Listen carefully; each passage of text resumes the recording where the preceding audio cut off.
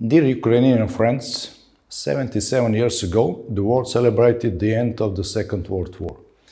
Millions of Ukrainians were among those who sacrificed their lives to ensure the victory over Nazism. Since then, we have listened to the sentence, "Never again."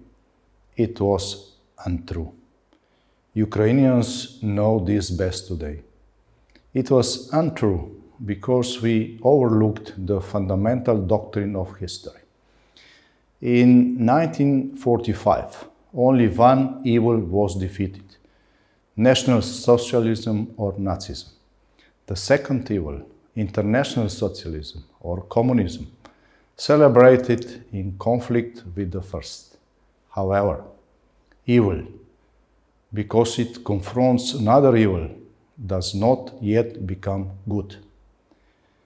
This second evil occupied Eastern and Central Europe and the Baltics, enlarging gulags and forced labor camps, killing millions of innocent people at home and abroad.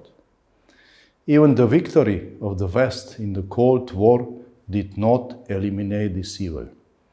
Nazi Germany experienced denazification after the defeat.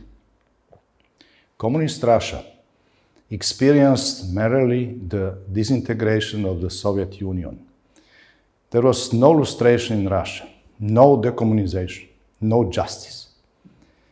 Not enough interest on the West either. Evil has survived. Today, the KGB network controls the Russian state.